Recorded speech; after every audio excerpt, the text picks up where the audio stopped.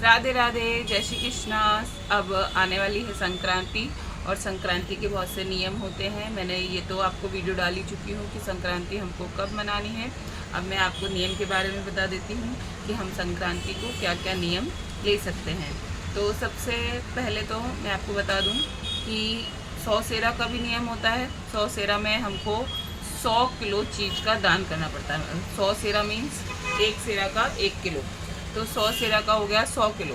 तो वो पूरा संक्रांति से ही शुरू करते हैं और संक्रांति तक ही ख़त्म कर देते हैं। अगर आप 1 साल में नहीं कर सकते हैं, 2 साल में कर दीजिए, 3 साल में कर दीजिए, लेकिन एटलीस्ट उसको कर दीजिए और लिख कर रखिए कि आप क्या क्या चीज़ें दे चुके हैं।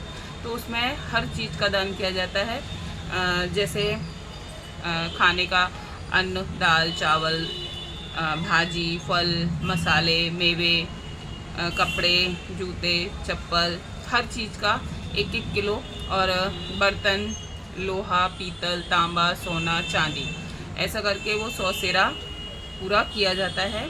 और हर संक्रांति को भी आप मतलब महीने में जो एक संक्रांति आती है हर महीने ही, तो उसमें भी आप दे सकते हैं। और अगर जैसा आपको उचित लगे, जब आपके पास हो उपलब्ध, तब भी वो आपको आप दान कर सकते हैं। तो ये नियम भी आप संक्रांति से उठा सकते हैं। चिड़िया चिरौंटा चुंगाने का भी नियम उठा सकते हैं। उसमें आपको कुछ नहीं करना है ज़्यादा। इसमें आपको सुबह नहाना की भी ज़रूरत नहीं है। आप अगर टहलने जाते हैं तो वहीं एक मुट्ठी अनाज, जहाँ चिड़िया चिरौटे कौवे कबूतर आते हों, वहाँ एक मुट्ठी अनाज डालना है। तो मगर पूरा 365 दिन का नियम होता है, तो एक भी दिन स्किप ना करें, डेली ही उनको दाना ज़रूर डालें। तो ऐसे आप चिड़िया चिरौटे का भी नियम कर सकते हैं। और फिर आता है चौक चुनरी का नियम।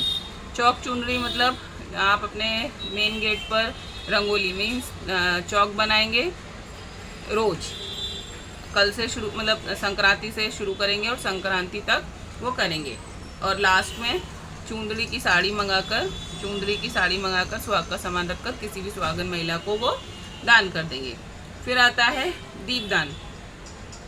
दीपदान आप डेली का आप अपनी तुलसा जी पर भी दीपदान कर सकते हैं। और एक नियम बना लें कि हमें रोज़ तुलसी पर दीपक जलाना है, तो वो 365 दिन आपको तुलसी पर दीपक डेली जलाना है।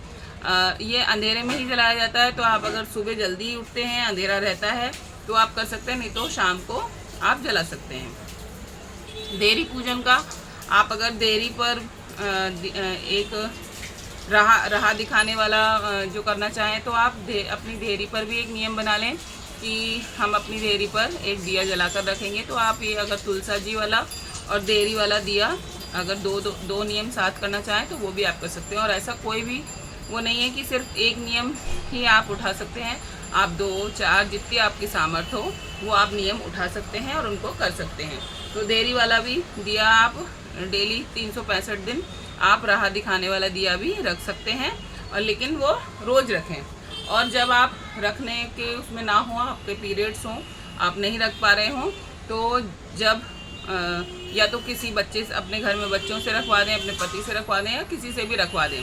ऐसा ही तुलसा जी में भी जो दीपक है वो रोज़ रखवा दें।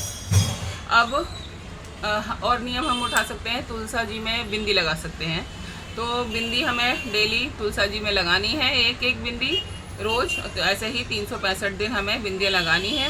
और जब लास्ट में जब हमारा अगली संक्रांति आएगी, तो अगली संक्रांति को हम अपनी ननद, जेठौत, भांजी, जिसको भी, कोई भी सुहागिन महिला या कोई पंडित को वो सब सुहाग का सामान और साड़ी रखकर दे सकते हैं, दान कर सकते हैं। तो आपका ऐसे उद्यापन हो जाएगा।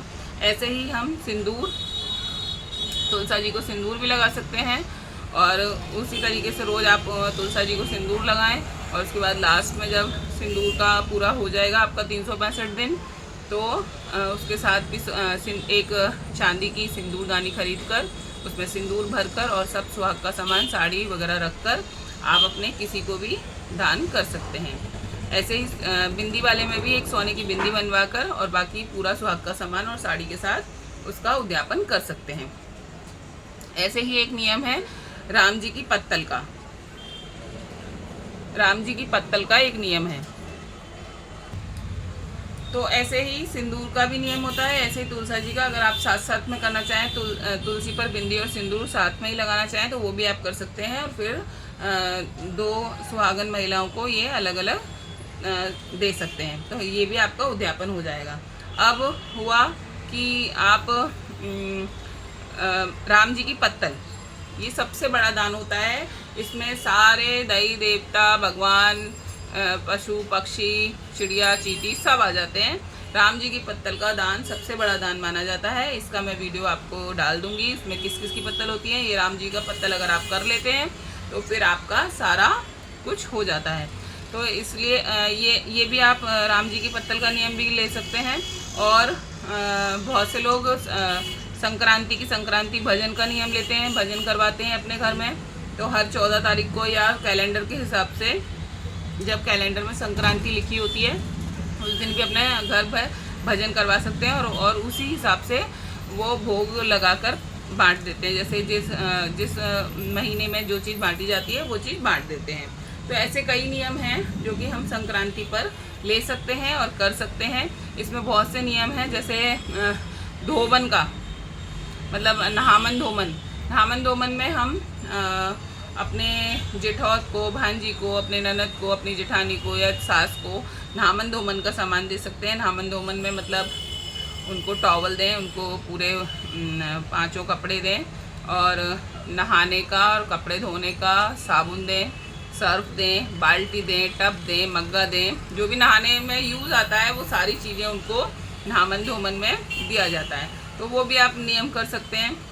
तो ये नियम तो ऐसे हैं कि तुरंत की तुरंत भी हम, जैसे आज संक्रांति पर है तो आज के आज ही हम ये सारी चीज़ें खरीद कर लाएंगे और पूरा एक किसी को भी दे सकते हैं। ये अपने कवारे मतलब किसी कवारी बच्ची को भी दे सकते हैं या मंदिर में भी दे सकते हैं, जिसको देना चाहें हम उसको दे सकते हैं। और अब रहा बहुत से नियम, 14 दीपक का दान मंदिर में ज़रूर करें। 14 दीपक जलाएं और मंदिर में रख कर आएँ। ठीक है, तो आपको अगर मेरा ये वीडियो अच्छा लगा हो तो प्लीज़ लाइक और सब्सक्राइब कीजिएगा। राधे राधे, जय श्री कृष्णा। ऐसे ही वीडियोस और भी हैं जो कि मैं डाल दूँगी और आप देख लीजिएगा, और जो आपको अच्छा लगे वो आप नियम उठा सकते हैं। राधे राधे, जय श्री कृष्णा।